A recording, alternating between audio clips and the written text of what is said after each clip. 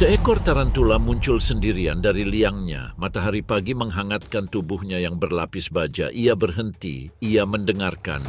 Sebuah bayangan menyelinap di atas pasir. Seekor burung roadrunner. Tanpa peringatan, burung itu menerjang ke depan.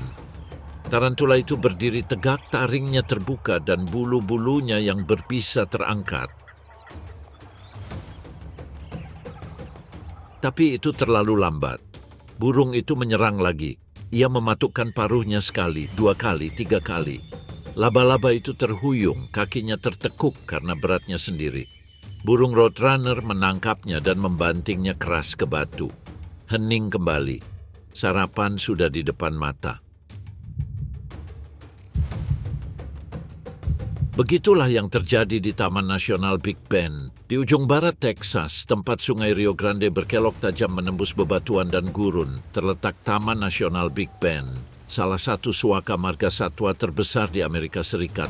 Lebih dari 800.000 hektar keindahan alam yang terjal. Di sini 3 lanskap bertemu. Gurun Chihuahuan, Pegunungan Chisos, dan lembah sungai besar. Gurun beristirahat di musim dingin, malam yang dingin, hari-hari yang hangat.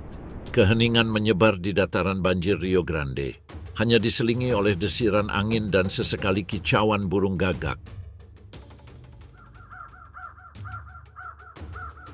Matahari terbit dan bersamanya babi hutan pecari tajacu bangun. Mereka menghabiskan malam dengan meringkuk saling membelakangi, berbagi kehangatan melawan dingin. Anak-anak babi bergerak tak sabar, mendorong induk mereka dan memekik pelan. Sedikit demi sedikit, kawanan mulai bergerak.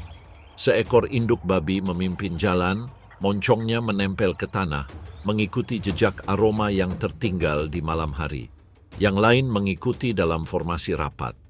Anak-anak babi berlari kecil mengikuti induknya.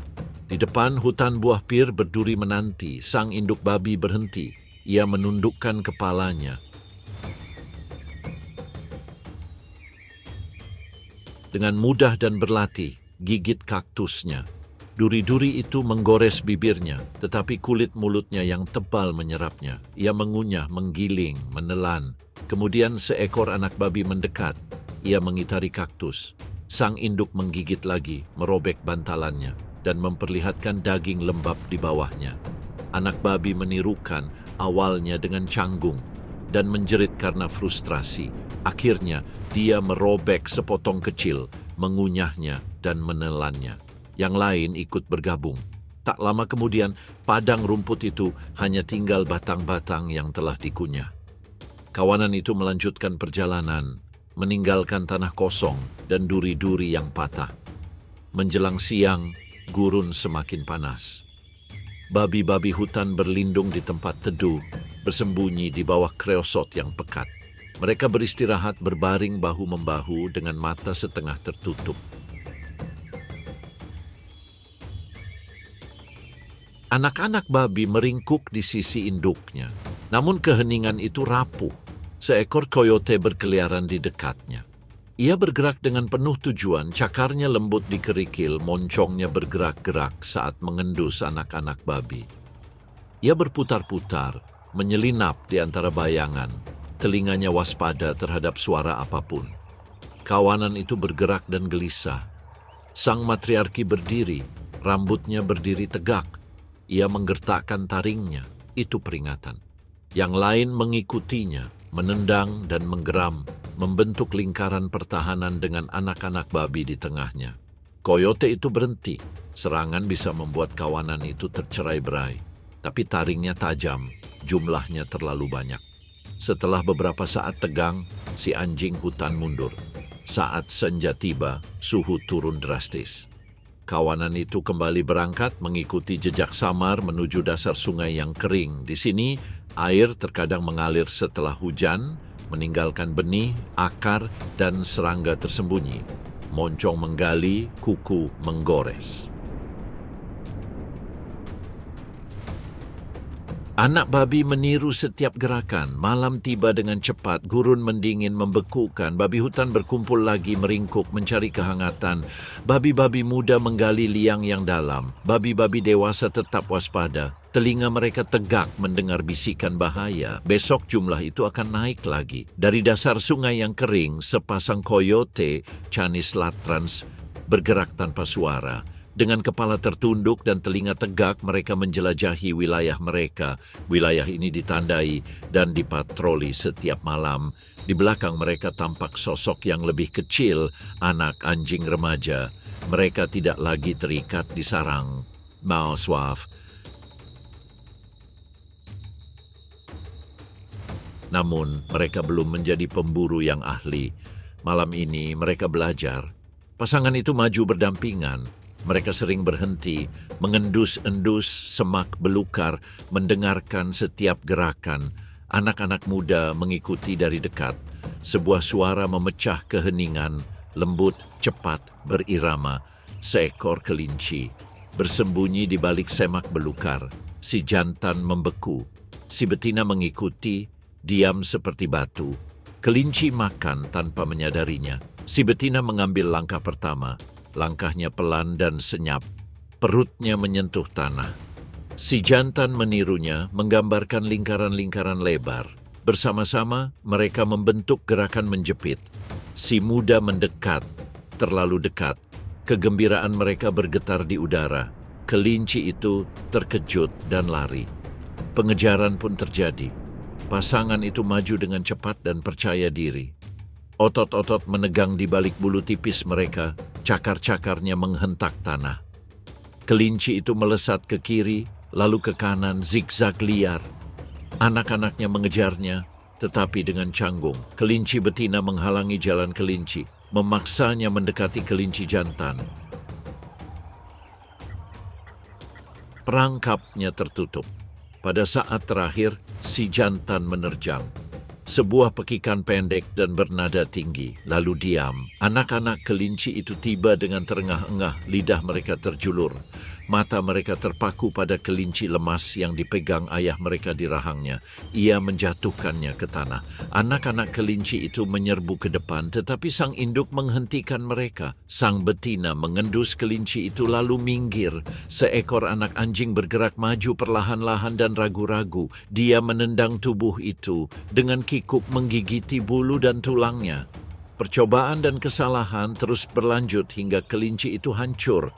Ketika anak-anaknya melambat, orang dewasa turun tangan dan mengambil sisanya. Malam semakin larut. Keluarga itu melanjutkan perjalanan, perut mereka kenyang, langkah mereka lebih lambat, lebih santai, anak-anaknya menggigit dan bergerak. Para induk mendekatkan mereka, telinga mereka waspada terhadap ancaman apapun.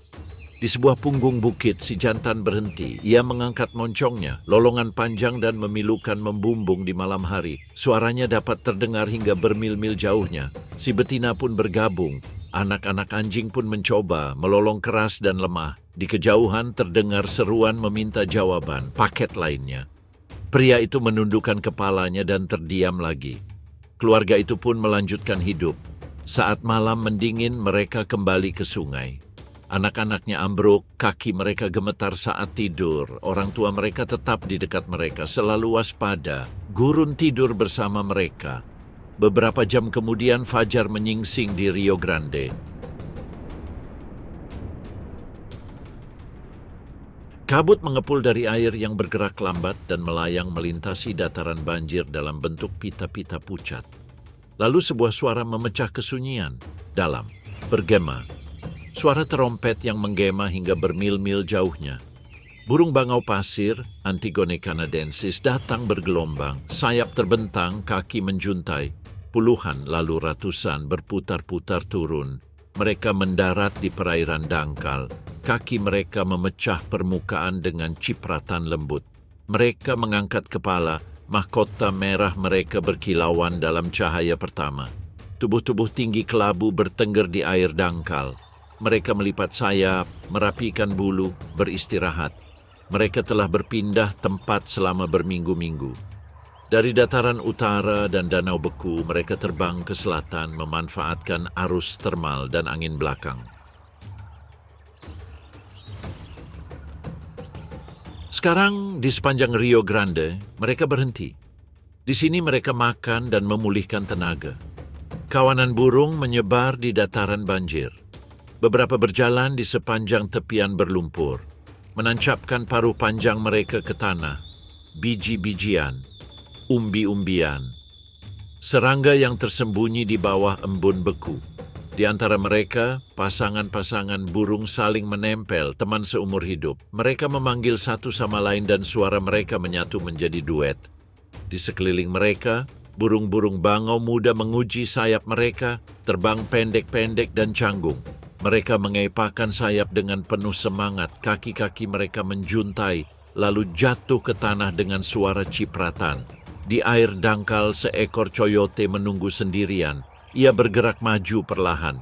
Burung-burung bangau memperhatikan. Seekor burung mengeluarkan suara elam bernada tinggi. Seketika sayap-sayap itu terbentang, kawanan itu terbang. Puluhan tubuh melayang ke udara, sayap mereka mengepak bagai guntur. Coyote menerjang, rahangnya mengatup di ruang hampa. Terlalu lambat. Burung-burung bangau itu terbang, berputar-putar dalam badai jeritan. Namun mereka tidak bisa terbang selamanya. Mereka segera menetap lagi sedikit lebih jauh. Hari berlalu perlahan di dataran banjir. Burung-burung bangau makan, beristirahat, dan makan lagi. Saat malam tiba, kawanan burung itu semakin rapat. Mereka mengarungi air hingga sedalam perut. Di sana mereka akan beristirahat. Air memberi mereka rasa aman. Mereka menyembunyikan kepala di bawah sayap. Mereka memejamkan mata. Namun seekor burung tetap terjaga, lalu burung lain lagi. Sebuah penjagaan yang berubah-ubah sepanjang malam yang panjang dan dingin. Fajar akan membangunkan mereka lagi. Kehadiran mereka hanya sementara. Mereka akan segera muncul kembali. Untuk saat ini Rio Grande menahan mereka, sebuah pertemuan ribuan orang, sebuah jeda singkat dalam perjalanan melintasi benua. Burung-burung bangau menunggu, mereka beristirahat, mereka bersiap, dan ketika saatnya tiba, mereka akan menghilang di kejauhan. Sampai jumpa tahun depan. Saat ini, gurun sepi pada siang hari. Di sela-sela semak meskit, terdengar suara gerakan seekor kucing hutan, Lynx rufus. Ia meluncur di antara dahan-dahan, bulunya yang berbintik-bintik menyatu dengan tanah yang belang-belang. Ekornya bergerak sekali, lalu diam. Matanya tajam, telinganya berputar seperti piring menangkap setiap bisikan. Di belakangnya, tersembunyi di sebuah lubang, dua anak anjing sedang menunggu. Ia berhenti, hidungnya berkedut. Sebuah aroma melayang di udara, seekor kelinci. Ia berjongkok. Tubuhnya menempel di tanah. Otot-ototnya menegang. Setiap cakarnya diletakkan tanpa suara. Di depan kelinci ekor kapas merumput di padang terbuka. Ia menggigit-gigit rumput kering, telinganya berkedut. Bahaya mengintai di dekat namun tidak terlihat. Lynx membeku. Ia bergerak maju perlahan. Kelinci itu mengangkat kepalanya. Moncongnya berkedut dan matanya terbuka. Namun, ia tidak melihatnya. Tanpa peringatan, kucing hutan itu melompat. Ia menutupi tanah dengan cepat. Kelinci itu melesat, berlari zigzag dengan liar. Namun kucing hutan itu lebih cepat. Dia menerjang dan menyerang dengan tepat. Pengejaran itu berakhir dalam keheningan. Ia menyeret kelinci itu ke tempat berlindung, terengah-engah. Kumisnya berkedut saat ia menyesuaikan pegangannya. Hasil buruannya masih segar, hangat. Cukup untuk memberinya makan dan anak-anaknya malam ini. Ia berhenti untuk mendengarkan. Coyote berpatroli di dekat situ. Elang-elang berputar-putar di atas kepala. Bahkan pemulung pun menunggu kesempatannya. Dia harus pindah. Dengan kelinci yang terjepit di rahangnya, ia diam-diam kembali ke lubang. Anak-anak kelinci terbangun saat melihatnya mendekat. Ia menjatuhkan mangsanya. Mereka langsung menerkamnya, dengan kikuk menarik bulu dan dagingnya dengan gigi mereka. Ketika rasa lapar mereka mereda, ia pun makan. Tulang-tulang berderak di bawah rahangnya. Tak lama kemudian, hanya tersisa sisa-sisa. Ia menjilati cakarnya, menyekanya di wajah, menghapus bau darah. Anak-anak beruang berguling-guling, meronta. Perut mereka membuncit. Permainan mereka meniru berburu. Sang induk beristirahat, berbaring di dasar lubang. Akan tetapi, telinganya tidak pernah berhenti bergerak mendengar setiap suara di semak-semak. Saat cahaya memudar, gurun mendingin, ia bangkit kembali.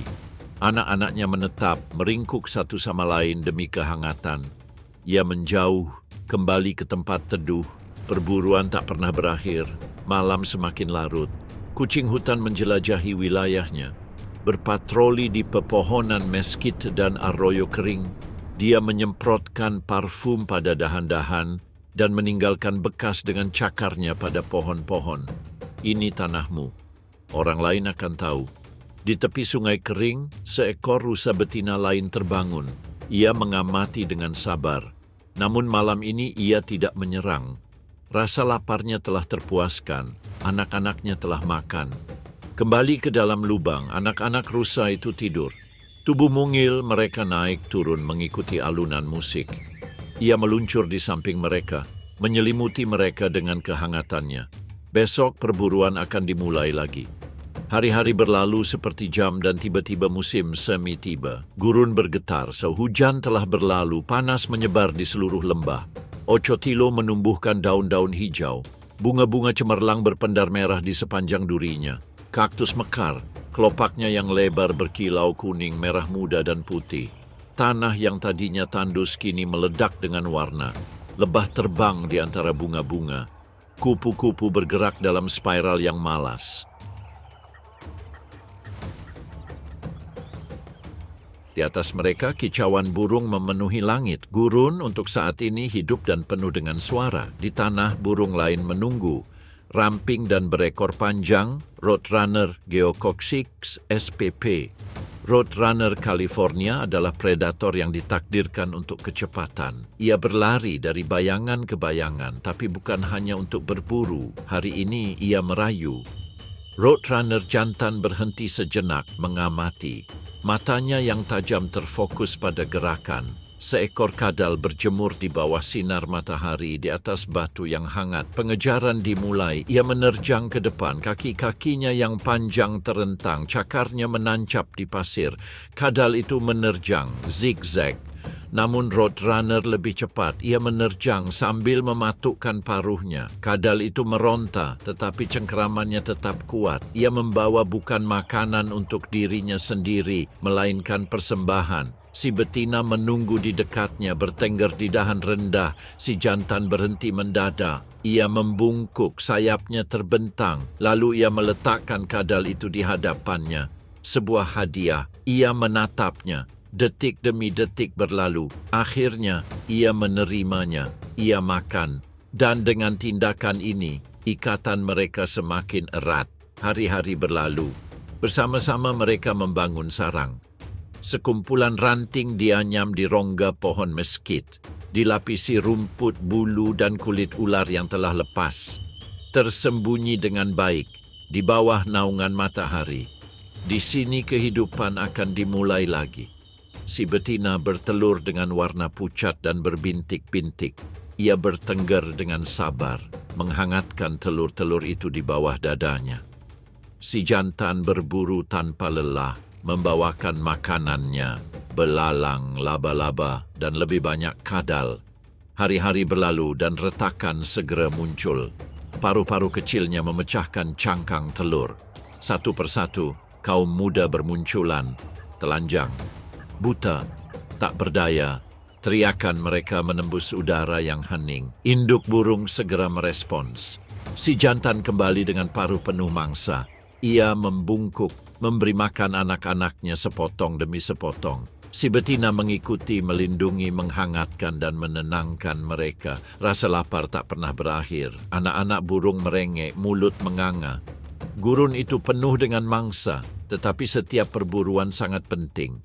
Orang tua selalu berpindah-pindah. Seekor kalajengking yang ditangkap pada waktu fajar, seekor belalang ditangkap pada siang hari, seekor ular kecil namun ganas berjuang untuk tunduk. Setiap mangsa yang mati dikembalikan ke sarang. Anak-anak ayam tumbuh besar. Bulu-bulu halus berganti menjadi bulu-bulu. Mereka membuka mata, paruh mereka menajam, mereka meregangkan tubuh terhuyung-huyung dengan kaki yang goyah.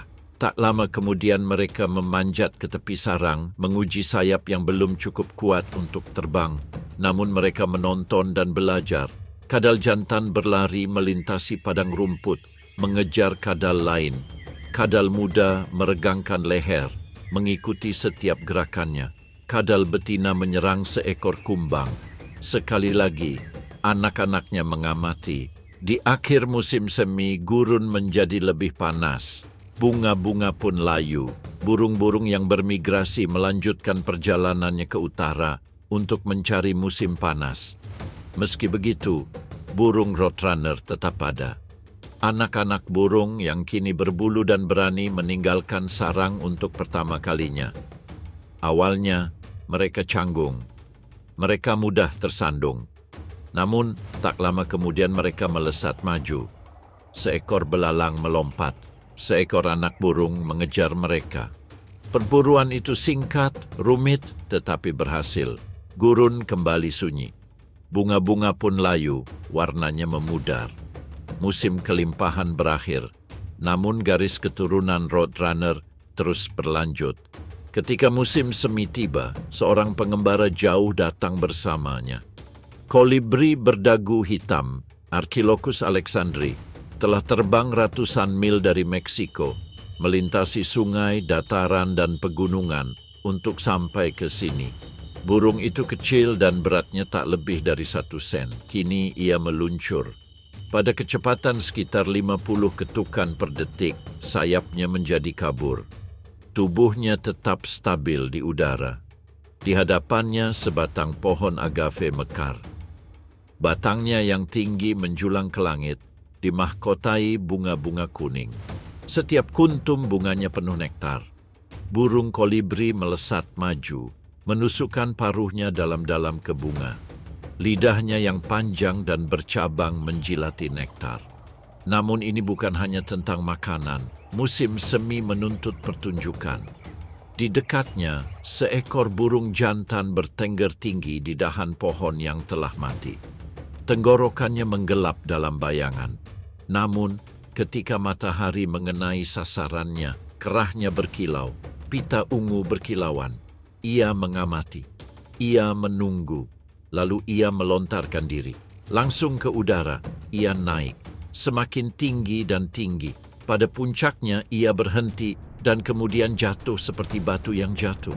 Ia menukik ke bawah di samping betina yang sedang mengamati. Sayapnya mengepak dan bulu ekornya terbentang. Ini adalah suatu tindakan. Setelah mencapai dasar, ia melengkung ke atas lalu naik lagi. Penurunan itu berulang. Sang betina melayang di atas air. Ia mengamati. Keputusan ada di tangannya. Pejantan lain bersaing. Langit gurun dipenuhi duel udara. Beberapa menukik melawan yang lain. Paruh mereka beradu di udara. Pengejaran yang dahsyat terjadi, meliuk-liuk dan berputar. Sayap-sayapnya berkedip-kedip bagaikan pedang. Wilayah, tampilan, dominasi, semuanya ditentukan di udara. Hadiahnya, bantuan dari seorang wanita lajang. Ia minum dari satu bunga ke bunga lainnya, berhenti sejenak dalam semburan terbang yang tertahan saat ia memutuskan pemenangnya tahu. Masa berpacaran berubah menjadi ikatan singkat. Siklus itu dimulai lagi. Tak lama kemudian ia membangun sarang khusus untuknya. Sarang itu halus dan kecil. Ia menganyamnya dengan sutra laba-laba, merentangkannya di ranting, dan mengikatnya di dahan. Potongan-potongan lumut dan kulit kayu menutupinya, menyamarkannya dari predator. Sebuah buayan yang tak lebih besar dari buah kenari. Ia bertelur di dalamnya, putih, mulus, seukuran kacang polong.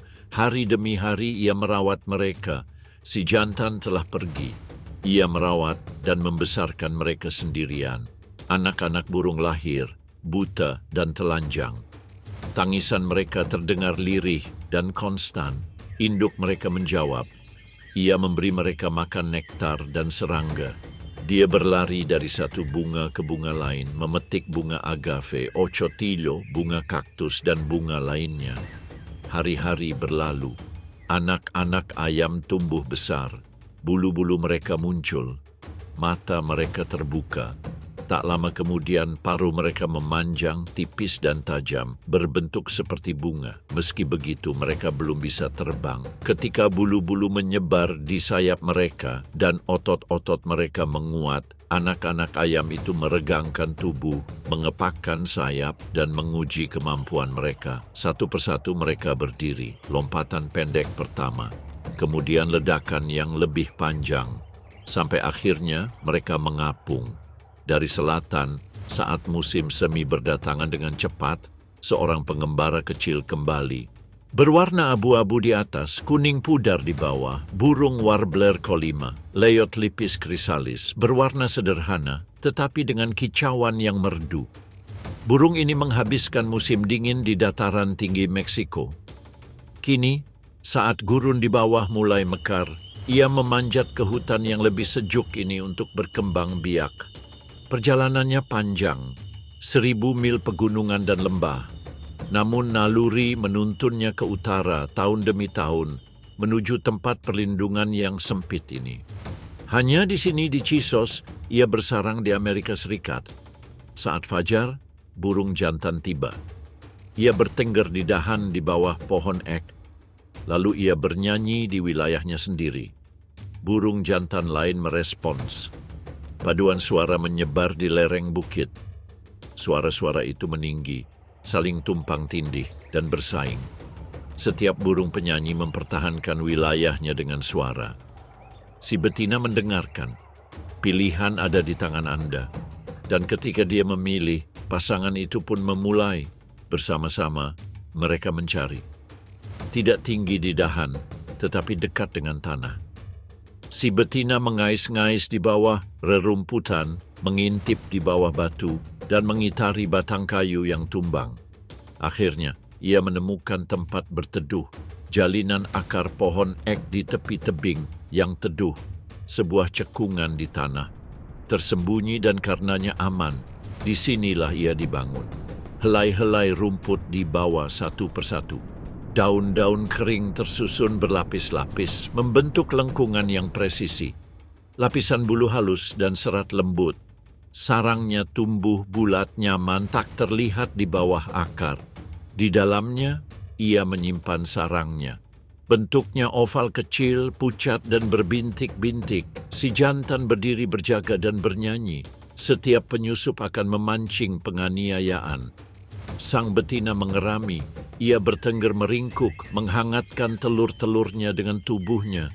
Jam-jam berlalu dalam keheningan, hanya diselingi oleh penjelajahan singkat untuk mencari makanan. Serangga dipetik dari dedaunan, laba-laba kecil dipetik dari kulit kayu, ulat dilepaskan dari ranting. Beberapa hari kemudian, cangkangnya pecah. Paruhnya yang kecil menusuk. Anak ayam muncul dalam keadaan buta, tak berbulu dan menggigil. Mereka membuka ke atas dengan mulut terbuka. Orang tua menanggapi. Dari satu tempat ke tempat lain, mereka mencari makan. Hutan dipenuhi serangga di musim semi. Ulat bergelantungan di dedaunan yang baru tumbuh. Kumbang merayap di sepanjang dahan. Ngengat terbang di tempat teduh. Mereka menangkap, membawa, dan membawanya kembali ke sarang. Anak-anak burung tumbuh dengan cepat, bulu halus menyebar ke punggung mereka. Mata mereka terbuka dalam cahaya redup di bawah akar pohon ek. Namun, mereka terus-menerus memanggil. Para induk bekerja tanpa lelah. Dari fajar hingga senja, mereka berburu, memberi makan dan membersihkan. Bahaya selalu ada. Ular-ular merayap di semak-semak. Burung jai mengawasi dari atas. Seiring berlalunya minggu, anak ayam tumbuh lebih kuat. Bulu-bulu meregang, sayap memanjang. Mereka merangkak di tepi sarang, menguji keseimbangan, berlatih mengepakkan sayap. Akhirnya seekor melompat, kepakan singkat ke tanah. Lalu satu lagi, sarang pun kosong. Kini anak-anak burung berhamburan melompat-lompat di antara dedaunan, terbang ke dahan-dahan yang lebih rendah. Namun mereka masih bergantung. Induk mereka membimbing, memberi mereka makan, dan mengajari mereka di mana serangga bersembunyi, kapan harus terbang, dan kapan harus diam. Tak lama lagi, mereka juga akan naik ke kanopi. Namun, di akhir musim panas, burung-burung pengicau akan menghilang ke selatan. Kembali ke pegunungan Meksiko. Namun, saat ini udara dipenuhi musiknya. Di bawah, di tanah, di antara bebatuan, gerakannya terasa jelas. Ikan ekor cambuk, Masticophis flagellum, memiliki otot sepanjang hampir 2 meter dengan pola yang mengingatkan pada anyaman kulit. Pucat di bagian ekor, lebih gelap di bagian kepala. Cepat, waspada, berhenti, tetap tak bergerak. Cahaya matahari menyinari sisik-sisiknya, panasnya meresap, tubuhnya bergerak, darahnya berpacu, ia mendapatkan kembali kekuatannya. Berbulan-bulan ia bersembunyi, malam-malam yang dingin membuatnya lesu. Kini dengan hangatnya musim semi ia muncul. Kepalanya terangkat, matanya mengamati, ia meluncur ke depan dengan lembut, tanpa suara. Setiap tulang rusuk mendorong, setiap sisik meremas. Kadal bergerak di antara bebatuan. Sebuah cambuk diluncurkan melintasi arena. Seekor kadal dari dekat menempel di kulit kayu, tubuhnya kaku dan matanya tajam. Ular itu membeku. Lalu sebuah gerakan lambat. Hanya gerakan sisiknya yang samar yang menandakan langkahnya. Lebih dekat lagi. Kadal itu bergerak, merasakan bahaya. Tapi sudah terlambat. Serangan itu. Sebuah gerakan cepat. Lebih cepat daripada yang bisa diikuti mata. Ular itu menempel. Kadal itu gelisah dengan mengibaskan ekornya. Otot-otot melingkarinya, menekan, menahan. Pertarungan berakhir dengan cepat. Cambuk itu menelannya bulat-bulat. Rahangnya meregang, tengkoraknya melentur. Makanannya meluncur turun, menjadi gumpalan besar di tubuhnya yang ramping. Tak lama kemudian, ia lenyap di antara gulungan-gulungan menjadi bahan bakar untuk kecepatan. Ia memanjat batu, tepian, dan semak-semak. Lincah, tak kenal lelah, ia memburu dimanapun mangsanya bersembunyi. Hanya sedikit makhluk yang mampu menyamai kecepatannya. Saat terik siang hari meningkat, kupu-kupu ekor cambuk mencari tempat berteduh. Di bawah pohon meskit, ia melingkar bebas. Tubuhnya tersembunyi di antara akar-akar pohon. Napasnya melambat, otot-ototnya beristirahat. Inilah siklusnya, berburu, makan, lalu menghilang. Sinar matahari memberinya kekuatan, bayangan memberinya tempat berteduh. Ketika hari baru tiba, sesuatu bergerak. Tawon raksasa, panjangnya 5 cm, tubuhnya biru metalik. Sayapnya oranye terang, elang tarantula, Pepsis grossa. Ia mengepakkan sayap, menjelajah. Antenanya berkedut, matanya terpaku pada gerakan di bawah. Di suatu tempat di labirin liang ini, seorang pemburu menunggu pemburunya. Tarantula. Tawon itu mendarat, langkahnya lambat, sayapnya terlipat. Antenanya menyapu tanah, mencari. Ia mengenali tanda-tandanya. Jaring tipis yang membentang di pintu masuk liang. Getaran halus sutra di bawah kakinya. Tawon itu menabuh genderang di tanah. Pukul, tunggu, pukul lagi. Jauh di dalam, tarantula mendeteksi mangsa di atas. Laba-laba itu muncul. Kaki-kakinya yang berbulu terangkat. Taringnya berkilau. Predator yang siap menyergap. Kini tertarik pada cahaya siang. Keduanya berhadapan. Tarantula menerjang. Tawon itu terbang. Ia menukik. Ia berputar-putar. Berulang kali. Laba-laba menyerang tetapi tawon lebih cepat. Lalu hubungi. Tawon itu menerjangnya, kakinya mencengkramnya, perutnya melilit, sengatnya yang setajam jarum menusuk dalam-dalam. Laba-laba itu mengejang, taringnya mencengkram udara, otot-ototnya menegang lalu kejang. Beberapa detik kemudian, hening.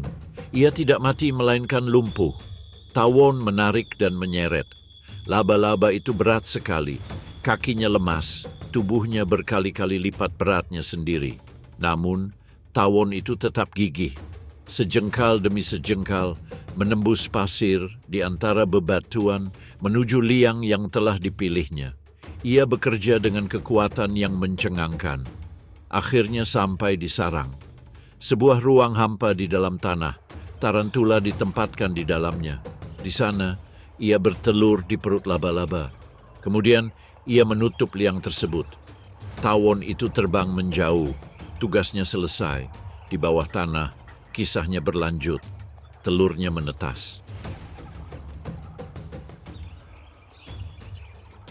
Seekor larva muncul, ia melubangi tubuh laba-laba. Ia mulai makan, tetapi menghindari organ-organ vital. Laba-laba itu tetap hidup. Hari-hari berlalu, otot-ototnya berkontraksi, taring-taringnya bergerak, sia-sia. Sepotong demi sepotong, larva melahap inangnya. Pada akhirnya, hanya cangkangnya saja yang tersisa. Di dalam, larva bertransformasi. Pupa mengeras, waktu berlalu. Kemudian, tawon baru dilepaskan. Siklusnya dimulai lagi. Di atas tanah, tarantula dewasa terbang di bawah terik matahari. Tarantula jantan berpatroli di bunga, menyeruput nektar, dan berebut tempat bertengger. Gigitan tarantula elang termasuk yang paling menyakitkan di dunia serangga. Gigitannya mendadak, menyilaukan, ganas, dan melumpuhkan. Hanya sedikit yang berani menantang tawon ini. Sementara itu, gurun mengeras di bawah terik matahari. Mulai bulan Juni, kehidupan tidak dapat lagi berlanjut di sana untuk waktu yang lama. Hewan-hewan mundur, turun ke ngarai sungai, naik ke pegunungan. Dimanapun ada naungan dan air, awan berputar di cakrawala. Gelap, pekat, dan hujan deras. Sore hari membawa amukan. Petir menyambar, guntur bergemuruh. Musim hujan tiba dengan dahsyatnya. Arus deras mengukir jurang, aliran sungai yang kering menjadi sungai. Di tempat perlindungan yang tinggi di cekungan Chaisos, seekor beruang hitam, Ursus americanus, muncul. Ia betina dengan tubuh yang besar dan bulu yang tebal. Dua anak beruang berjalan tertatih-tatih di sampingnya. Baru lahir beberapa bulan yang lalu, mereka masih belajar. Sang ibu mencium udara, rasa manis samar melayang di antara pohon-pohon pinus. Buah juniper matang karena panas. Ia bergerak maju perlahan, bergoyang dengan anggun yang mengejutkan. Anak-anaknya mengikutinya. Ia berhenti di semak-semak. Dengan moncongnya yang tertunduk, ia menarik-narik dahan-dahan yang syarat buah. Serangkaian buah beri berjatuhan ke tanah. Anak-anak anjing datang berlarian sambil mengendus dan menggigit. Musim panas hanyalah jendela yang cepat berlalu. Ia harus terus-menerus makan puluhan ribu kalori untuk mengisi bahan bakar tubuhnya dan tubuh orang lain. Pencariannya terus berlanjut. Ia berpindah dari buah beri ke kumbang. Sebatang kayu tumbang tergeletak membusuk. Ia menggelindingkannya dengan satu gerakan cakarnya yang besar. Di bawah, sekelompok serangga menggeliat dalam cahaya. Dia melahapnya. Sedikit protein. Anak-anak beruang mendekat penasaran. Salah satu dengan canggung memukul-mukul makhluk-makhluk merayap itu, lalu menggigit seekor kumbang. Yang satunya memanjat batang pohon, terhuyung-huyung, berpegangan dengan cakar-cakar kecilnya. Induk mereka membiarkan mereka bermain. Begitulah cara mereka belajar. Sebuah suara menarik perhatian mereka. Anak-anak anjing merasakan ketegangannya dan meringkuk erat. Tapi tidak ada apa-apa. Hanya seekor burung yang melindungi sarangnya. Ia bersantai. Kemudian suhu meningkat. Jangkrik berdengung di pepohonan. Sang induk membimbing anak-anaknya menuju sungai yang mengalir melalui cekungan. Air sebening kristal mengalir dari tebing-tebing tinggi. Ia menurunkan moncongnya dan minum dalam-dalam. Anak anjing meniru. Segar, mereka berkeliaran di sepanjang pantai. Seekor anak beruang memanjat pohon ek yang rendah. Cakarnya menancap di kulit kayu. Otot-ototnya menegang. Perlahan, ia memanjat lebih tinggi. Pada ketinggian 3 meter, ia berhenti. Ia melihat ke bawah. Lalu ia memanjat kembali. Sang induk memperhatikan, diam. Anak-anak beruang harus memanjat untuk menghindari predator. Saudaranya di tanah berkicau dengan gelisah. Ia mengikutinya, memanjat batang pohon yang sama. Tak lama kemudian, mereka berdua bertengger, canggung namun bangga, di lantai hutan. Babi betina itu melanjutkan langkahnya. Sambil menggerutu, ia memanggil mereka. Mereka turun, mengikis kulit kayu, meluncur beberapa meter terakhir di atas tumpukan bulu. Bagi anak anjing, bermain adalah latihan. Bergulat di rumput, mereka menguji kekuatan mereka. Saat mereka berlari melewati semak-semak, mereka mengasah kecepatan mereka. Namun, bahaya mengintai. Seekor puma berkeliaran di lereng-lereng ini. Diam, sabar, dan berkamuflase sempurna. Babi betina itu tahu itu. Ia sering mengangkat moncongnya, mengendus angin untuk mencari aroma apapun. Ia harus menjaga anak-anaknya tetap aman. Kelangsungan hidup mereka bergantung pada kewaspadaannya. Saat badai datang, beruang berlindung di bawah batu yang menjorok. Anak-anak anjing meringkuk di perutnya, berlindung dari dingin. Beberapa jam kemudian, badai mereda. Udara beraroma pinus dan tanah basah.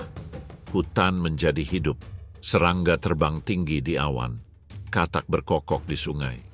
Bunga-bunga mekar dengan gemilangnya yang tiba-tiba. Dalam waktu singkat, pegunungan dipenuhi warna-warni dan makanan. Dan beruang pun makmur, namun waktu terus berjalan. Di penghujung musim panas, kelimpahan mulai berkurang. Babi betina menjadi gelisah. Pencariannya akan makanan menjadi mendesak. Ia makan terus-menerus, berpindah dari semak belukar ke padang rumput, membalik batu, dan membersihkan semak-semak.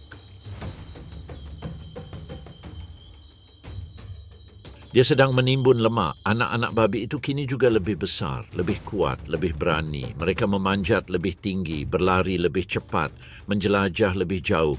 Namun mereka tak pernah berkeliaran terlalu jauh. Saat senja, keluarga itu beristirahat di bawah pohon juniper. Babi betina itu berbaring telentang di tanah yang sejuk. Anak-anak babi itu meringkuk di dekatnya, merasa aman di dekatnya. Besok siklusnya dimulai lagi. Gurun di bawah mungkin gersang, tetapi di sini, jauh di atas, seekor beruang hitam dan anak-anaknya melangkah maju. Didukung oleh karunia musim panas yang cepat berlalu. Saat musim dingin tiba, karunia itu akan memudar, dan sang induk akan menggiring anak-anaknya ke sarang berbatu. Di sana mereka akan mundur ke dalam keheningan hibernasi hingga musim semi. Untuk saat ini panasnya masih bertahan. Saat fajar, hutan terbangun. Sebuah lagu bernada tinggi memecah keheningan. Kemudian lagu lain. Burung murai Meksiko, Aphilocoma wolweberi, mulai bangun. Sayap biru berkilauan di antara dahan-dahan. Suara mereka meninggi serempak. Sekawanan burung berkumpul di dahan-dahan yang tinggi. Lebih dari selusin burung. Mereka bepergian, makan, dan merawat bersama. Seekor burung dewasa menukik ke lantai hutan. Ia mengais-ngais di antara batang kayu tumbang, mencari kumbang. Dengan mematuk tajam, ia menemukannya. Kumbang itu menggeliat, tetapi burung jai membungkamnya dengan serangan cepat. Lalu alih-alih makan, ia melompat ke arah anak burung di dekatnya. Anak ayam mengepakkan sayapnya, sambil memohon. Orang dewasa menjatuhkan makanan ke paruhnya yang terbuka. Jauh di atas, seekor jai lain menemukan buah pohon pinus yang masih syarat biji. Ia menarik, memutar, dan terus menarik hingga buah itu terlepas.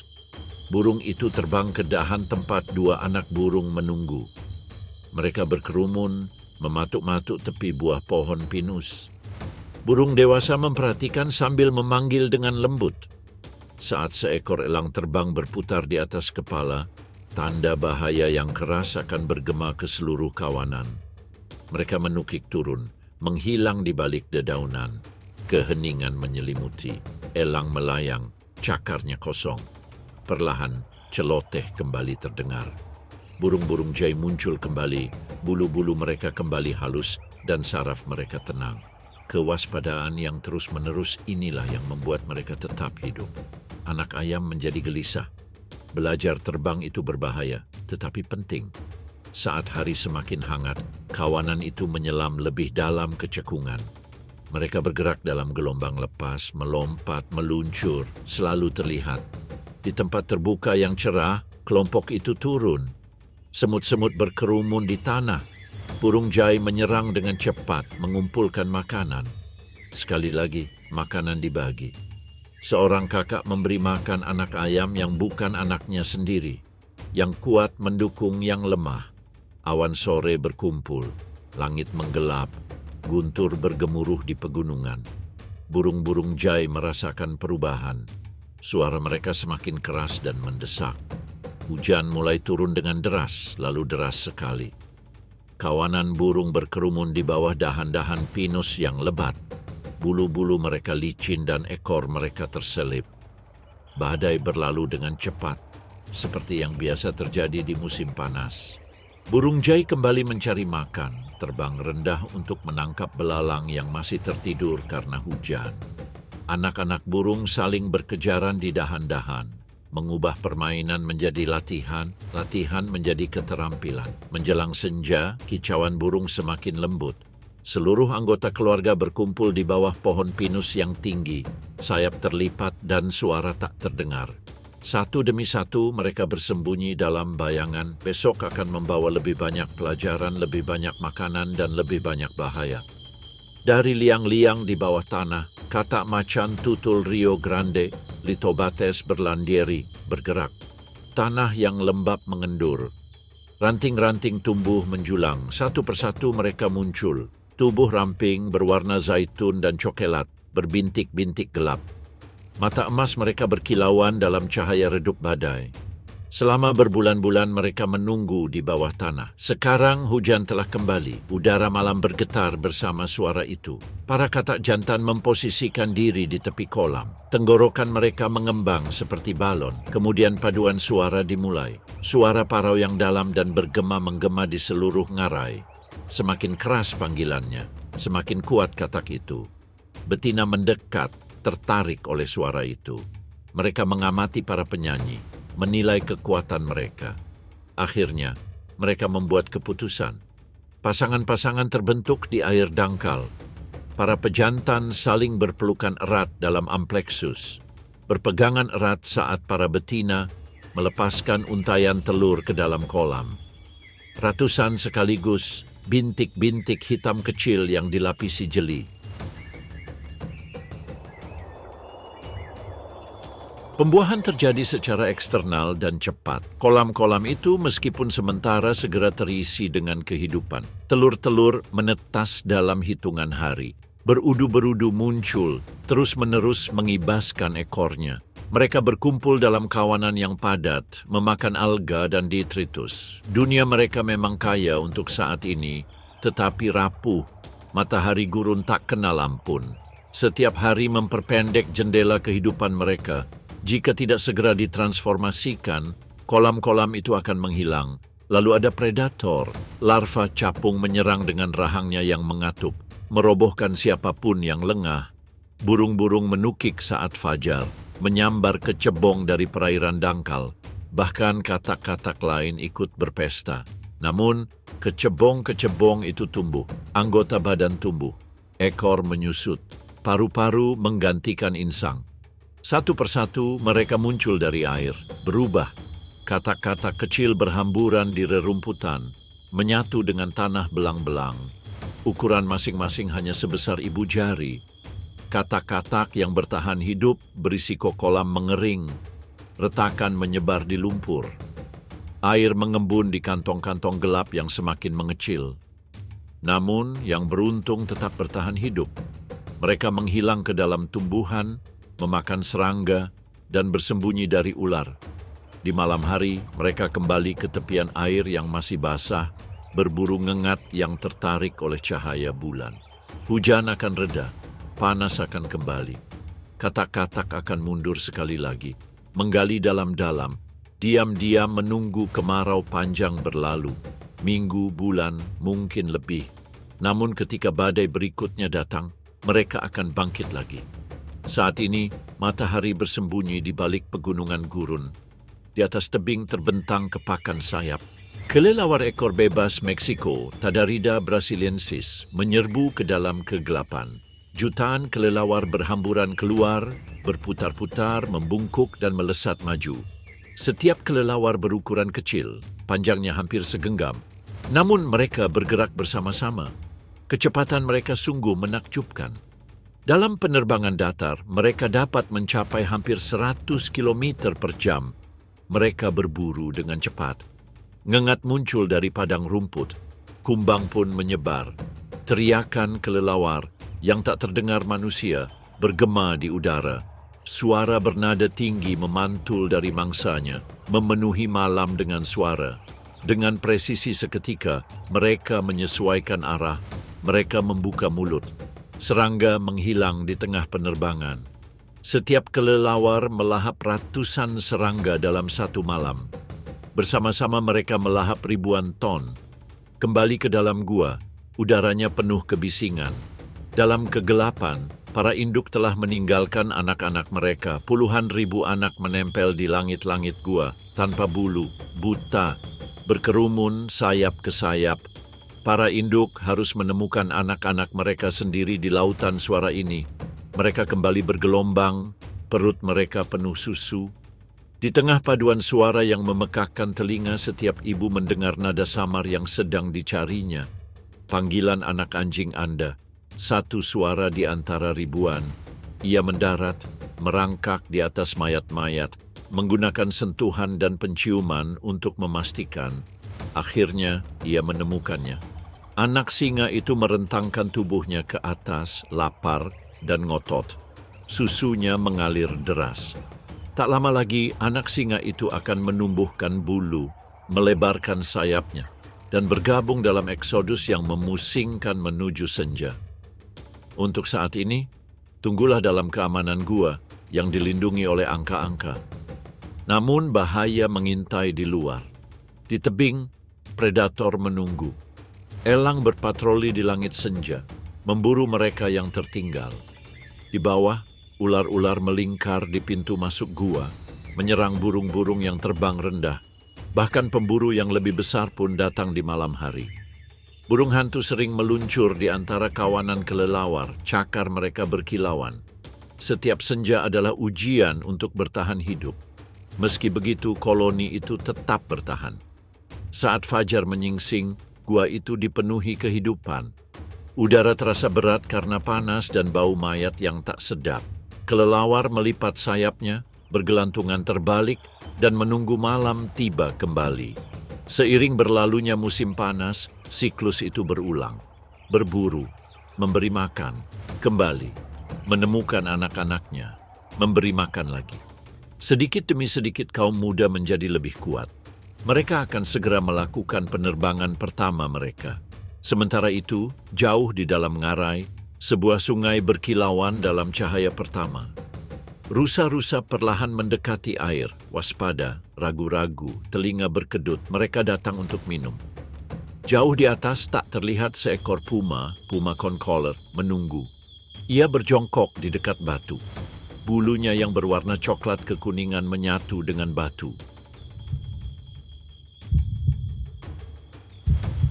Hanya mata mereka yang bergerak, besar, kuning, terpaku pada rusa di bawah. Mereka bernapas dalam diam. Otot-otot menegang di bawah kulit mereka. Rusa-rusa itu menundukkan kepala. Air dingin menggoyang-goyangkan moncong mereka. Seekor rusa betina berdiri di tepi, selangkah dari kawanan. Singa itu turun dari tepian, menyatu dengan bayangan, dan meluncur di antara bebatuan dan semak belukar. Jaraknya diperpendek. Kini ia menunggu lagi. Rusa betina itu mengangkat kepalanya, menggerakkan telinganya. Ia merasakan sesuatu. Singa itu membeku. Detik-detik berlalu. Seekor burung bernyanyi. Rusa betina itu berjongkok lagi. Singa itu muncul dari tempat persembunyiannya. Rusa jantan itu melesat, tetapi kucing itu lebih cepat. Dalam sekejap semuanya berakhir. Dia makan dengan cepat. Mangsanya tak akan bertahan lama. Koyote berpatroli di ngarai. Burung gagak berputar-putar di atas kepala. Beruang bahkan mungkin akan datang. Ia menyeret bangkai itu ke tempat berlindung. Otot-ototnya menegang dan giginya terkatup rapat. Ia menemukan tempat berteduh di bawah pohon juniper dan mulai lagi. Di kejauhan, di dinding ngarai, anak-anaknya menunggu. Tersembunyi di sarang berbatu, bulu mereka pucat dan berbintik-bintik. Mata mereka biru, masih baru mengenal dunia. Mereka mengerang pelan, lapar, buta akan perburuan induk mereka. Mereka sepenuhnya bergantung pada kepulangannya. Sarang melindungi mereka dari elang dan coyote. Setidaknya untuk saat ini, sang ibu kembali. Ia menjatuhkan diri ke tanah dan menyelinap masuk ke celah sempit sarang. Anak-anak beruang berlari ke depan sambil memekik. Ia berjongkok, menciumi mereka dan membelai bulu mereka dengan lidahnya. Cakar-cakar kecilnya menggaruk perutnya. Ia berbaring telentang, sementara susu mengalir dan mereka makan. Ketika mereka sudah kenyang, mereka tersandung-sandung di lantai batu dengan kikuk karena kaki mereka yang lemah, yang satu menerkam yang lain. Permainan dimulai. Sang induk beristirahat, tetapi tak pernah tidur nyenyak. Telinganya berkedut mendengar setiap suara. Suara gagah, suara gesekan batu, bahaya tak pernah jauh. Di malam hari ia keluar lagi, menyelinap ke dalam kegelapan untuk berburu. Terkadang ia meleset. Seekor kelinci melesat pergi. Seekor rusa mendengarnya mendekat. Jam demi jam berlalu tanpa menghasilkan apapun. Anak anjing menjadi gelisah saat Anda tidak ada. Saat mangsa langka, dia mendorong lebih keras. Wilayahnya membentang bermil-mil. Ini wilayahnya, tapi dia tidak sendirian. Singa lain mungkin berkeliaran di dekatnya. Mereka jarang bertemu, tetapi ketika bertemu, pertempurannya sengit. Setiap kucing mempertahankan wilayahnya. Setiap pertarungan membawa risiko cedera, dan di alam liar ini, cedera bisa berarti kematian. Dia menghindari jejak aroma orang lain dan menuju ke perbukitan. Ia bergerak tanpa suara di sepanjang lereng, mengendus aromanya dengan hidungnya. Seekor kelinci membeku di semak-semak. Ia berhenti, ia berjongkok. Otot-ototnya menegang lagi. Lalu ia melesat cepat. Kelinci itu melesat ke kiri, lalu ke kanan, tetapi ia menebas dengan keras. Sebuah lompatan, sebuah pukulan, pembunuhan lagi, kecil tetapi cukup. Dia memberi makan dan kemudian membawa sisanya kembali ke sarangnya. Anak-anaknya tumbuh, bulu mereka menggelap, bintik-bintik mereka memudar, mata mereka menajam. Sebentar lagi susu tak akan cukup. Ia membawakan mereka daging, memecah-mecahnya agar mereka bisa mengunyah. Awalnya sulit. Namun mereka belajar, mereka tumbuh, dan gigi mereka menajam seiring penggunaan. Minggu-minggu berlalu, anak-anak anjing sekarang mengikutinya dari sarang. Langkah-langkah ragu di dasar ngarai, mereka berpegangan erat di sisinya mempelajari setiap gerakannya. Ia berhenti, mendengarkan, dan mereka menirunya. Ia berjongkok, dan mereka pun ambruk ke tanah di sampingnya. Ia bergerak menembus semak-semak, dan mereka tersandung di belakangnya. Bahaya mengintai. Para coyote mengawasi dari punggung bukit. Seekor anak anjing berkeliaran terlalu jauh, mengejar kadal. Para coyote mendekat. Induknya berbalik, menggeram, mengibaskan ekornya. Ia menyerang. Raungannya membelah udara. Para coyote berhamburan.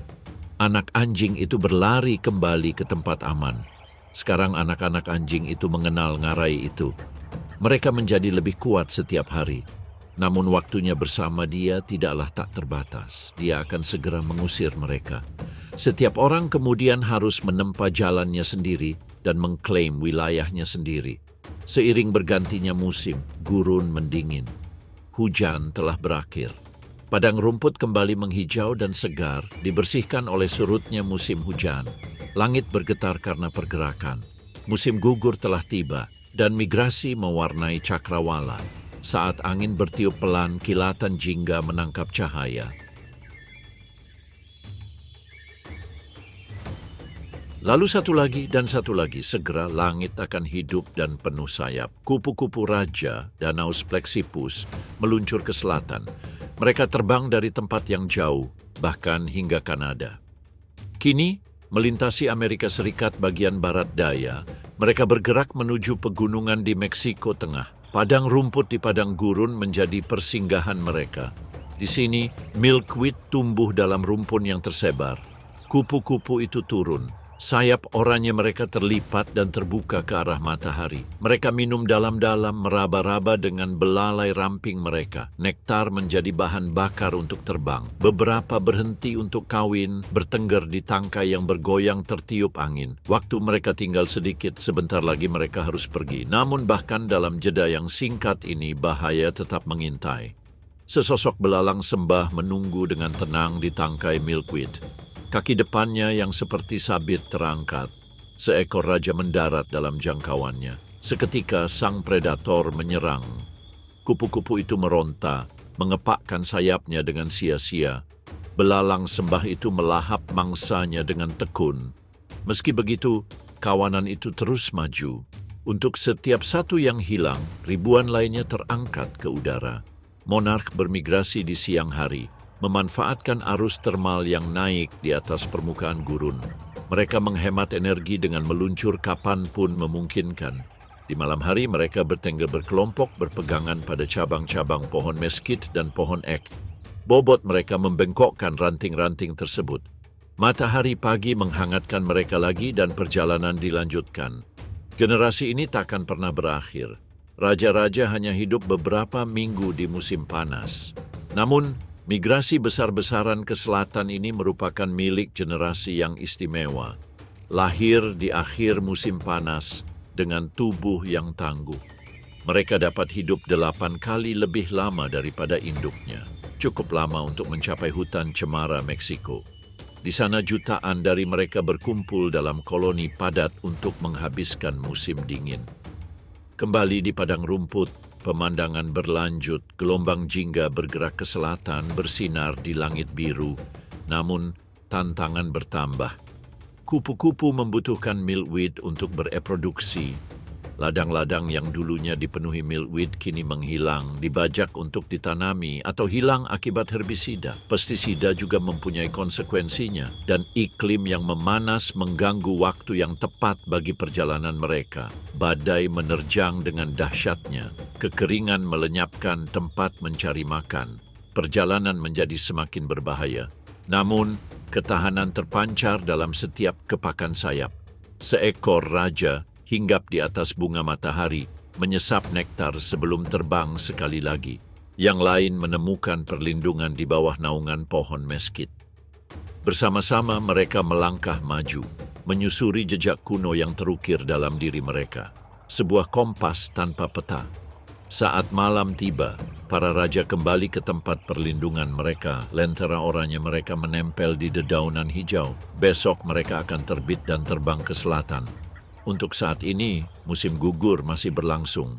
Di atas sebuah bayangan berputar, seekor elang emas, Aquila chrysaetos, menunggangi arus termal. Sayapnya dengan rentang lebih dari 2 meter, lebar dan stabil, menangkap setiap arus. Burung itu nyaris tak mengepakkan sayapnya, udara mengangkatnya, elang itu pun terbang. Jauh di bawah seekor kelinci sedang merumput di antara semak belukar. Telinganya berkedut. Angin tak membawa suara bahaya, namun elang melihat segalanya. Bahkan pada jarak 300 meter, ia dapat mendeteksi gerakan telinga, gemerisik bulunya. Sang pemburu mengepakkan sayapnya dan mulai terbang dalam lingkaran yang lebih rapat. Kemudian elang melipat sayapnya dan menukik ke bawah. Di detik-detik terakhir, kelinci menerkam. Namun cakarnya menghantam dengan kekuatan yang menghancurkan. Teriakan kelinci itu singkat. Elang kembali terbang tinggi, beban mangsanya menggantung di atasnya. Ia mendarat di sebuah bukit dan melahap, mencabik-cabik daging dengan paruhnya yang bengkok. Tak ada yang terbuang sia-sia. Tanah ini milik elang emas, dataran terbuka, perbukitan bergelombang, dan ngarai gurun adalah wilayah kekuasaannya. Di sini, ia berkuasa di langit. Makanannya beragam, tupai tanah, anjing padang rumput, ular, bahkan rubah, ia akan menangkap semuanya. Namun, kelinci adalah mangsanya. Di dekatnya, seekor elang kedua muncul, lebih kecil, lebih ringan, dengan bintik-bintik putih berbintik-bintik di sayapnya. Seorang anak di bawah umur, lahir di musim semi, sekarang hampir dewasa. Ia mengikuti burung dewasa, meniru setiap gerakan. Burung muda masih belajar. Terbangnya kurang stabil. Menukiknya canggung. Ia menyelam ke dalam bayangan, ke dalam semak belukar yang menyebar di dataran. Kegagalan memberi pelajaran. Setiap kesalahan membawa latihan. Setiap upaya menghadirkan keterampilan.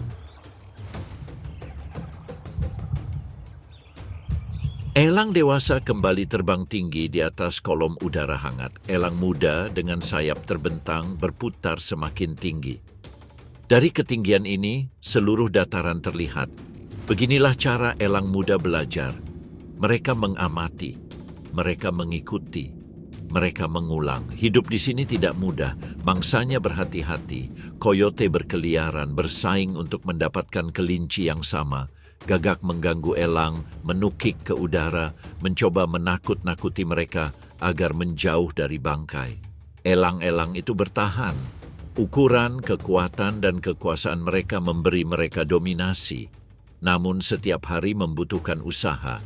Elang muda menukik turun lagi. Seekor tupai tanah menyelam ke dalam liangnya. Elang muda itu terlambat bangun, melebarkan sayapnya dengan penuh semangat. Ia terbang. Cakarnya kosong. Elang dewasa yang mengawasi dari atas tak menyia-nyiakan waktu. Ia berjongkok, menyerang, dan berhasil. Saat musim gugur berlanjut, arus termal melemah. Udara yang lebih dingin membuat terbang menjadi sulit. Tak lama lagi makanan akan langka.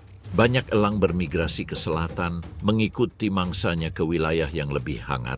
Yang lainnya menetap dan bertahan di musim dingin. Pasangan-pasangan elang tetap bersama seumur hidup, mempertahankan wilayah yang luas, membentang bermil-mil. Sarangnya berupa panggung besar dari ranting-ranting dan terletak di tebing atau pohon pinus yang tinggi. Mereka digunakan tahun demi tahun dan diperbaiki setiap musim. Saat senja, angin mereda. Elang-elang bertengger di punggung bukit yang tinggi, membentuk siluet di balik cahaya yang memudar. Elang dewasa sedang merapikan bulunya, menyeka darah dari bulunya. Elang muda beristirahat di dekatnya, dadanya naik turun karena napas yang tersengal-sengal. Besok akan ada perburuan lagi.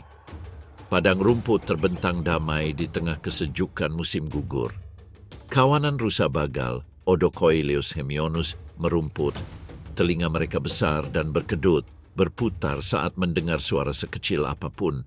Di antara mereka, rusa betina dan anak rusa makan dengan hati-hati, seringkali mengangkat kepala siap melarikan diri saat tanda bahaya pertama muncul.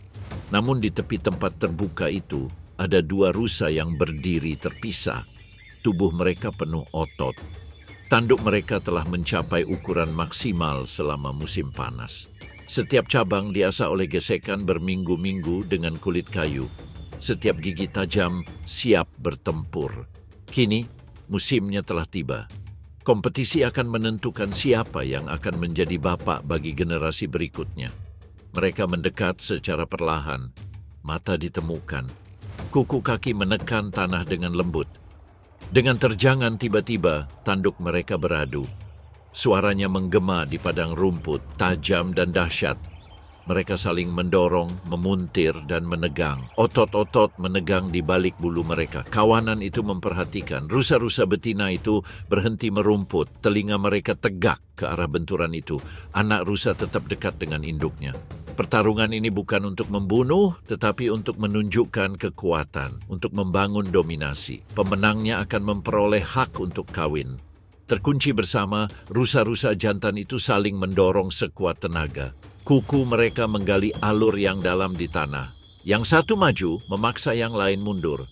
Rusa jantan yang lebih lemah menggeliat, melepaskan diri, dan menyerang lagi. Pertempuran berlanjut. Tidak ada satupun rusa yang mau menyerah. Akhirnya, rusa yang lebih besar mendorong saingannya menuruni lereng. Dengan satu dorongan terakhir, ia menyingkirkannya. Rusa yang kalah tersandung, menundukkan kepala, dan mundur. Namun, kemenangan rusa itu hanyalah sebuah langkah, bukan akhir. Tantangan lain mungkin akan datang. Di dekatnya, seekor rusa muda sedang mengamati tanduknya kecil, hanya garpu. Ia mengujinya pada pohon muda, mengetuknya, berlatih untuk tahun-tahun mendatang. Waktunya akan tiba. Untuk saat ini, ia menunggu, belajar dengan meniru. Padang rumput itu sendiri menawarkan lebih dari sekadar medan perang. Rusa bagal berkembang biak di sini. Mereka memakan semak, rerumputan, dan biji ek yang jatuh. Kuku mereka yang terbelah membawa mereka dengan lincah melintasi medan yang tidak rata, dan mereka cepat mundur ketika predator muncul. Coyote dan puma berpatroli di padang rumput yang sama ini, waspada terhadap setiap titik lemah menunggu kesempatan. Saat senja mulai turun, kawanan mulai bergerak. Mereka menyelinap ke bawah naungan pepohonan, tempat bayangan menawarkan perlindungan dari malam. Rusa jantan yang berjaya tetap di belakang, mengamati ruang terbuka, memastikan tak ada saingan yang mendekat. Siluetnya menonjol di langit kuning keemasan, tanduknya menjulur seperti mahkota. Musim dingin akan segera tiba, makanan akan langka, energi akan sangat berharga. Musim kawin menguras tenaga, tetapi memastikan kelangsungan hidup yang terkuat. Saat salju menutupi padang rumput, kawanan akan memilih pemimpinnya dan kehidupan baru akan segera dimulai. Rusa betina dan rusa muda menghilang di antara pepohonan. Dolar terus menguat. Saat fajar, lembah sungai tetap tenang, kabut mengepul dari air yang tenang. Di sepanjang tepiannya, pohon-pohon poplar tua menjulurkan dahannya ke langit. Di dahan-dahan tertinggi, puluhan burung nasar, Cathartes aura-aura, terbang layang-layang. Dengan sayap tertutup rapat dan kepala tertunduk, mereka menunggu matahari terbit. Cahayanya terbit di atas cakrawala. Seekor burung bergerak membentangkan sayapnya. Bulu-bulunya menangkap kehangatan, menyerapnya setelah dinginnya malam. Yang lain mengikuti, siluet dengan sayap terentang membentuk sekumpulan penjaga yang diam. Dengan demikian, mereka menghangatkan diri, mengeringkan diri, dan bersiap terbang. Koloni merupakan campuran berbagai generasi, burung dewasa dengan ketenangan yang mantap dan naluri yang sangat terlatih, dan yang muda, yang lebih muda lagi, gelisah, bersemangat menjelajahi udara. Dengan lompatan tiba-tiba, seekor burung dewasa melompat dari dahan, sayapnya terbuka, luas dan gelap. Ia terbang berputar-putar, mula-mula rendah, lalu lebih tinggi, naik dalam spiral lambat. Yang lainnya melihat. Dia diikuti oleh seorang pria muda yang awalnya canggung. Di bawah, si dewasa meluncur dengan mudah, hampir tidak menggerakkan sehelai bulu pun. Burung muda itu berjuang untuk mempelajari keseimbangan dan kesabaran. Lebih banyak burung nasar bergabung. Satu demi satu mereka meluncurkan diri ke langit mengitari pohon poplar. Siluet mereka mengecil di terpa cahaya pagi saat mereka naik. Mereka menghadapi arus termal, kolom udara hangat yang naik akibat pemanasan tanah. Mereka memanfaatkannya untuk meluncur dengan mudah dan menempuh jarak jauh tanpa lelah. Burung nasar adalah burung pemakan bangkai. Mata mereka memindai jarak yang sangat jauh.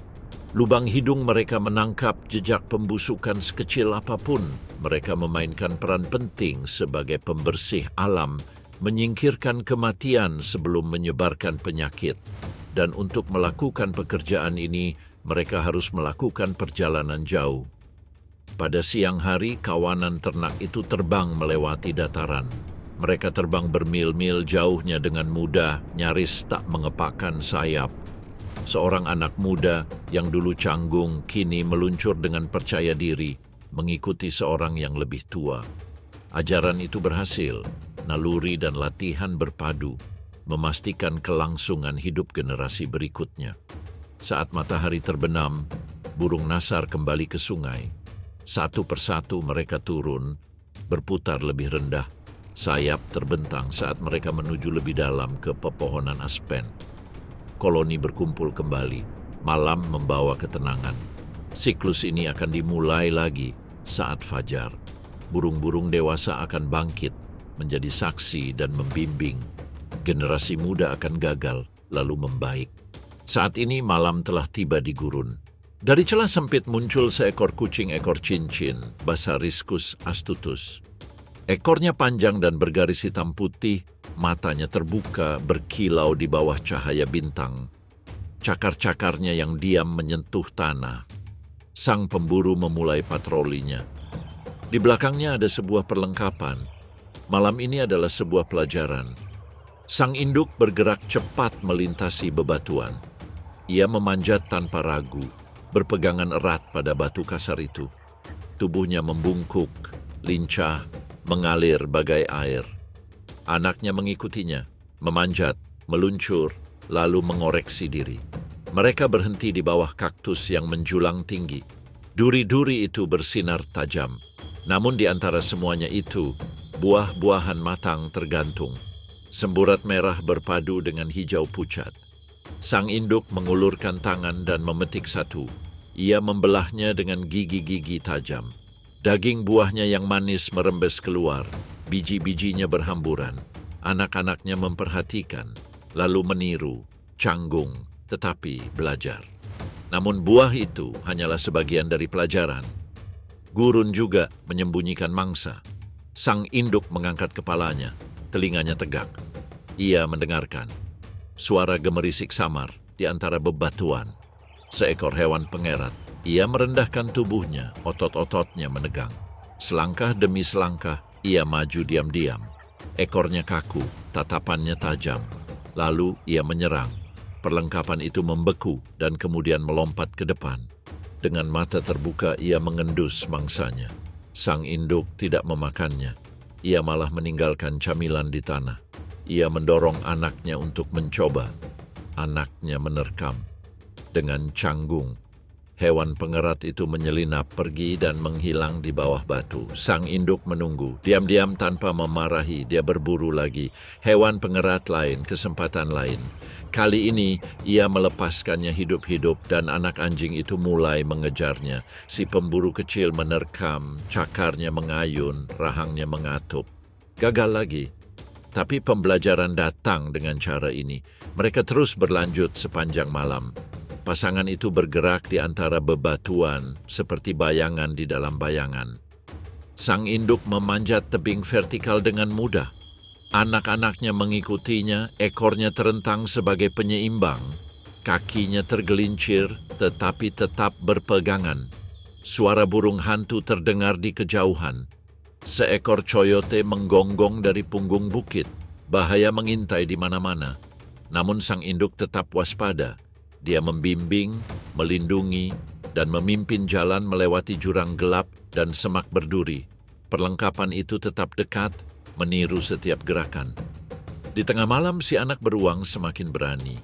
Ia menerkam serangga, menepis bayangan, dan mengejar ekornya sendiri yang belang. Ia bermain, tetapi juga berlatih. Induknya mengizinkannya. Akhirnya, malam mulai memudar. Langit timur bersinar redup diiringi fajar. Sang induk menuntun anaknya kembali ke celah tersebut. Ekor mereka bergoyang, panji-panji bergaris mereka memudar di balik batu. Sebentar lagi, gurun akan terbakar dengan panas yang menyengat. Waktunya beristirahat, pelajaran belum berakhir, tak akan pernah berakhir. Setiap malam akan membawa tantangan baru, mangsa baru untuk diburu, bahaya baru untuk dihindari. Saat ini burung redstart muda meringkuk di samping induknya di cekungan batu yang gelap. Tentu, hangat, lelah. Besok malam perburuan akan dimulai lagi. Segera musim gugur berganti menjadi musim dingin lagi. Desember tiba, gurun mulai dingin. Panas menghilang dari bumi, membuat bebatuan rapuh di bawah sinar matahari musim dingin yang pucat. Vegetasi berdiri jarang, berwarna kecoklatan, dengan batang-batang kering yang berdesir samar tertiup angin. Padang rumput yang dulu ramai kini sunyi. Denyut musim panas yang gelisah telah lenyap. Kehidupan melambat. Namun di atas, pergerakannya kembali. Di seberang langit, siluet bentuk-bentuk gelap tampak di cakrawala pucat. Burung-burung yang bermigrasi mengikuti jejak purba, sebuah rute yang terukir bukan di tanah, melainkan oleh naluri. Rio Grande terbentang di bawah mereka, menuntun mereka ke selatan. Burung-burung warbler tiba lebih dulu. Kilatan warna-warni kecil berkelap-kelip di antara pohon-pohon kapas yang gundul. Mereka makan dengan cepat, menjelajahi kulit kayu, mencari serangga yang tersembunyi di celah-celah. Gelisah, mereka tak pernah tinggal lama. Mereka maju ke arah selatan. Di atas mereka, benda-benda yang lebih besar berkumpul. Unggas air, bebek, angsa, dan itik jantan berjatuhan ke sungai. Teriakan mereka bergema di udara dingin. Kawanan berbentuk V itu menukik dan bergeser mengikuti para pemimpin, lalu bertukar posisi, masing-masing burung menghemat tenaga. Sayap-sayap mengepak berirama, menembus arus angin. Sungai adalah tempat mereka beristirahat dan mencari makan sebelum melanjutkan perjalanan. Angsa salju muncul dalam jumlah besar. Awan putih berlatar langit biru. Mereka berputar dan bergulung, lalu jatuh serempak. Air beriak, dipenuhi tubuh-tubuh, paruh-paruh yang menukik, menarik-narik batang dan akar yang terendam. Kehadiran mereka mengubah keheningan menjadi paduan suara parau yang dapat terdengar hingga bermil-mil jauhnya. Namun di sini pun, masa tinggal mereka hanya sementara. Dalam beberapa hari mereka kembali berdiri. Jauh di atas, burung-burung bangau bergabung dalam prosesi, sayap terbentang, leher menjulur ke depan, kaki menjuntai. Suara mereka menggema di padang pasir, rendah dan merdu, bergema di tebing dan ngarai. Keluarga-keluarga tetap bersama, anak-anak burung dipandu oleh induknya. Generasi muda akan kembali tahun demi tahun menelusuri jalan tak kasat mata yang sama. Di darat, gurun mendengarkan, tetap saja langka dan menunggu. Predator merasakan peluang dalam migrasi ini. Coyote mengamati tepi sungai berharap menemukan burung yang tertinggal, burung lemah yang terlalu lambat untuk mengejar. Raptor berlama-lama di langit, siluet gelap berputar-putar, mata mereka waspada, mencari satu kesalahan di antara ribuan kesalahan. Namun sebagian besarnya tidak terluka, dilindungi oleh angka. Siklusnya dimulai lagi. Kilatan kehidupan musim semi telah berlalu. Panasnya musim panas telah hilang. Panen musim gugur menurun. Kini musim dingin telah tiba. Burung-burung tahu ritme ini. Di malam hari siluet-siluet meluncur di bawah sinar bulan, dengan sayap-sayap tak berujung mengarah ke selatan. Beberapa akan menyeberang ke Meksiko. Yang lain akan terus melanjutkan perjalanan mencapai Amerika Tengah, bahkan Amerika Selatan. Jarak yang sangat jauh, tetapi selalu dipandu oleh sungai, lembah, dan landmark. Bagi elang, anjing hutan, dan rusa, gurun menjadi lebih sunyi. Makanan semakin sulit ditemukan, pergerakan semakin lambat, namun musim ini pun akan berakhir. Musim dingin hanyalah jeda sebelum kehidupan kembali melaju cepat. Rio Grande terus mengalir. Di sepanjang alirannya, burung-burung yang tak terhitung jumlahnya mencatat perjalanannya seperti yang telah mereka lakukan selama ribuan tahun. Gurun itu beristirahat, telanjang menunggu. Di atas sayapnya mengepak ke selatan, menghilang di balik cakrawala. Dan siklus itu dimulai lagi. Saat sinar matahari terakhir memudar di balik tebing, rubah abu-abu Urocyon cinereo argenteus terbangun. Anggun, lincah, dan menyeramkan di antara pepohonan meskit. Anak-anak mereka sedang menunggu. Mereka lahir terlambat, jauh setelah kelahiran predator lain di musim semi. Kecil, lebih lemah, namun bukan tanpa harapan. Gurun memang tak memberi banyak waktu, tapi ia akan memanfaatkan setiap momen dengan baik. Malam ini ia mengajar, sang induk menyelinap melalui semak belukar. Anak-anaknya mengikuti, awalnya terhuyung-huyung, canggung dalam kegelapan. Gurun malam terasa begitu hidup. Tikus mengunyah di bawah kaktus. Serangga berbunyi klik di dalam debu. Bau samar kelinci tertinggal dalam angin sepoi-sepoi yang sejuk. Telinga rubah berkedut. Ia membawa anak-anaknya ke pohon kapas di dekat sungai. Cabang-cabangnya menjulur rendah, cukup tebal untuk dipanjat. Hanya sedikit rubah yang mencoba mencapai ketinggian seperti itu. Namun, rubah abu-abu berbeda. Ia satu-satunya rubah di Amerika Utara yang memanjat. Dia berhenti di bawah dahan yang rendah. Sebuah lompatan, cakar-cakarnya menancap di kulit kayu. Dengan tarikan cepat, ia naik, tubuhnya melayang dengan mudah. Anak-anak anjing memperhatikan. Pelajaran dimulai. Seekor anak anjing melangkah maju, meraba-raba batang pohon. Ia merangkak, mencakar-cakar dan kembali ke tanah. Dia mencoba sekali lagi. Ibunya menunggunya di puncak, tatapannya tertuju padanya. Akhirnya, cakarnya menangkapnya, tubuhnya menempel erat. Perlahan dengan kikuk ia memanjat. Yang lain mengikuti, masing-masing berjuang, masing-masing belajar. Cakar tajam mereka menancap di kayu. Ekor mereka bergoyang untuk menjaga keseimbangan. Sedikit demi sedikit mereka bangkit.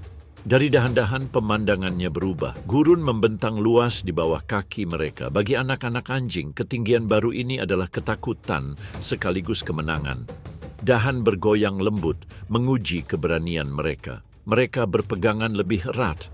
Predator berkeliaran di tanah, anjing hutan, kucing hutan, bahkan burung hantu.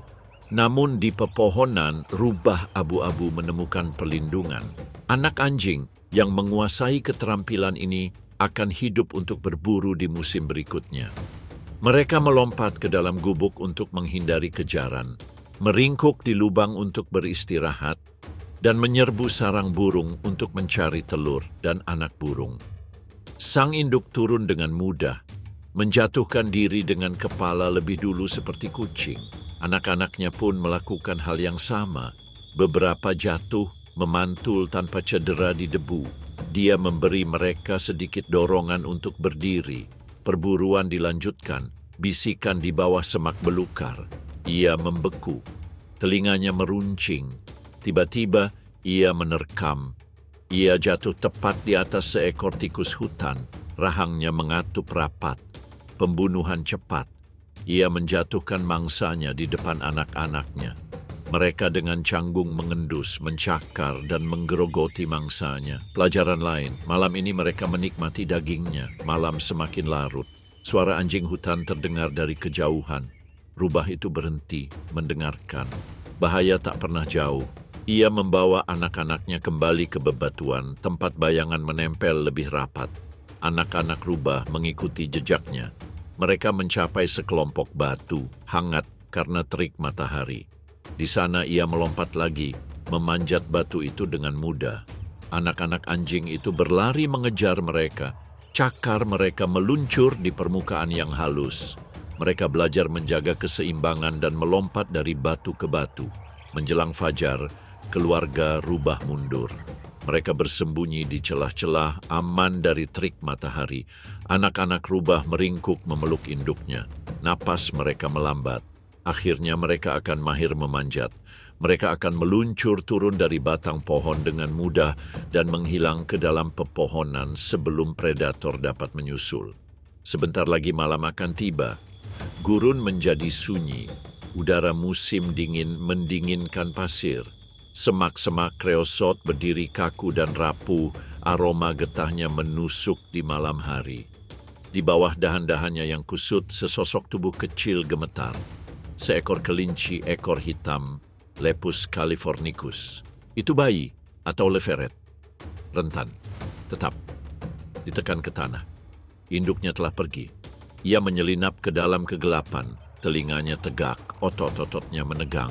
Bagi kelinci ekor hitam, setiap langkah berisiko. Koyote berkeliaran, rubah mengintai, burung hantu terbang tanpa suara. Namun ia harus menyusu atau susunya akan habis. Dia berlari melewati lantai, setiap lompatan memanjang, sekitar 9 meter setiap kalinya. Ia tiba-tiba berhenti, telinganya berputar-putar. Sebuah suara, sebuah gerakan di semak-semak. Ia membeku, tubuhnya melebur menjadi diam. Hanya telinganya yang mengkhianatinya. Bahaya berlalu, ia bergerak lagi. Kembali di bawah kreosot, anak-anak mereka menunggu. Mereka tidak menangis, mereka tidak bergerak.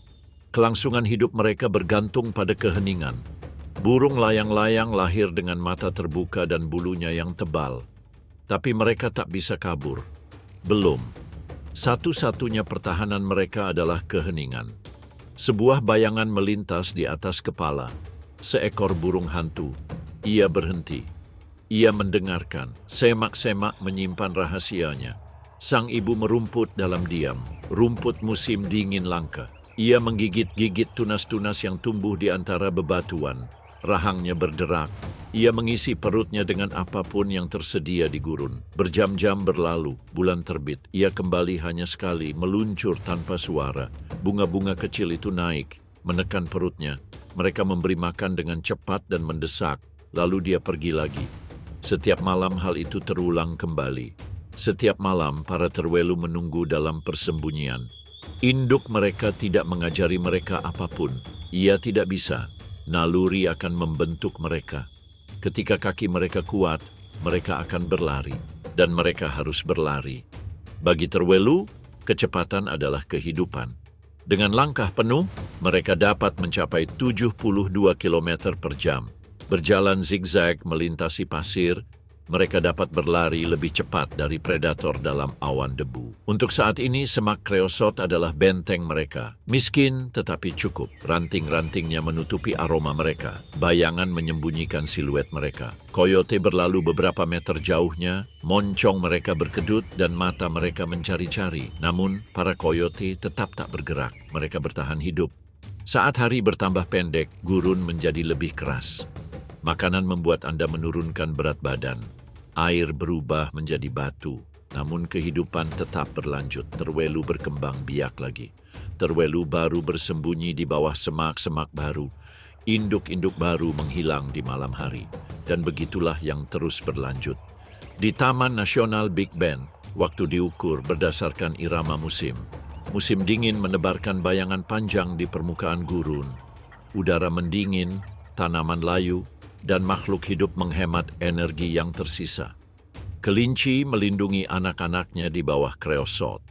Rubah abu-abu memanjat dahan rendah untuk mencari tempat berlindung. Rio Grande menjadi jalan raya sayap, membawa burung pengicau dan unggas air terakhir ke selatan. Lalu, dengan datangnya musim semi, kehidupan mulai bergairah. Gurun tiba-tiba mekar dengan cemerlang. Bunga-bunga kaktus mekar dengan warna-warninya dan lebah-lebah berdengung tanpa lelah di antara mereka. Babi hutan mencari makan di antara pohon-pohon meskit. Anak-anaknya tertatih-tatih di belakang. Beruang hitam muncul dari pegunungan Chisos yang tinggi, dibimbing oleh induk-induk yang lapar yang mengajari anak-anak mereka cara bertahan hidup. Musim panas sedang mendesak. Matahari bersinar tanpa ampun dan gurun tampak damai. Namun kehidupan beradaptasi.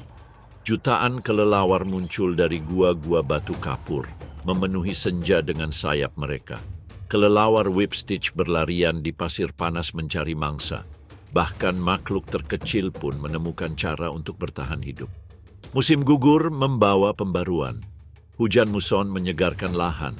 Padang rumput menghijau. Dan langit menjadi hidup karena pergerakan. Kupu-kupu raja terbang ke selatan di antara awan jingga. Elang emas menunggangi termal saat anak-anaknya belajar berburu. Rusa bagal beradu di padang rumput terbuka. Tanduk mereka berdenting di malam hari. Dan siklus itu pun berputar sekali lagi.